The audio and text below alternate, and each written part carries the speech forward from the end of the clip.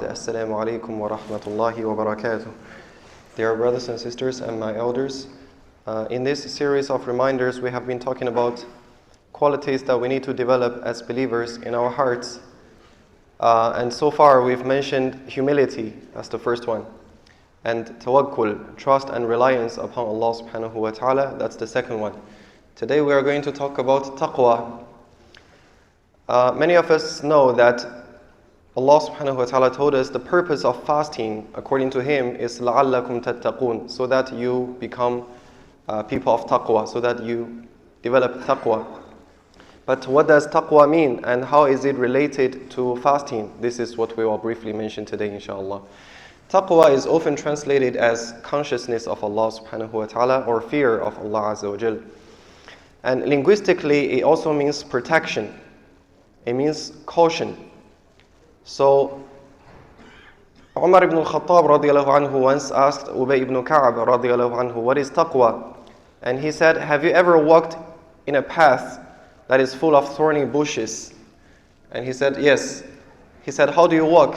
He said, I raise my thobe and I take my steps very carefully so that I don't hurt myself.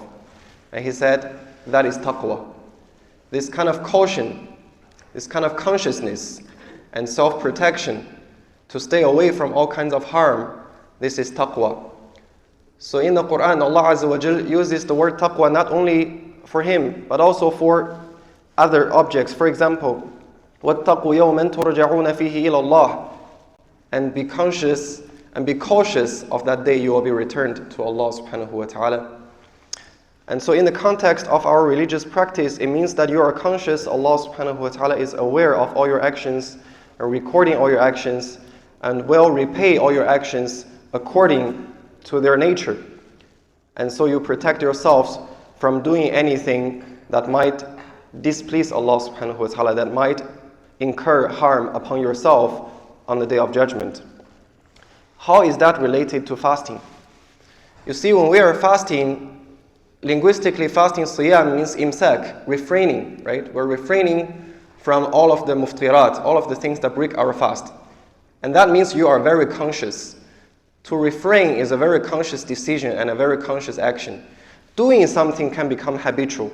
For example, you drive to the masjid every day and sometimes you get here and you don't even know how you got here. You have no memory of the whole journey because it has become habitual. But if you're not doing something, especially something regular, that requires consciousness. You are conscious, you know that you are refraining from certain things.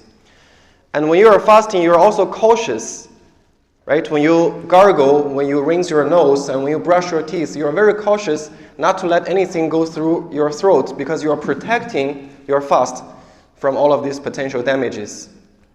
So all of the meanings of taqwa is present when you are fasting. You are conscious, you are cautious, and you are protective. So fasting is a practice of taqwa. We are learning how to demonstrate taqwa. And then so through fasting, we will know how to practice taqwa in other aspects of our life.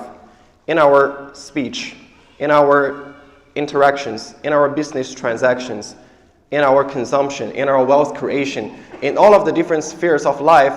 First of all, we are conscious that Allah subhanahu wa ta'ala knows what we are doing, and not only that, He knows why we are doing what we are doing. He knows our intention. And number two, we are cautious. We don't want to do anything that displeases Allah azza wa jal and causes harm to ourselves.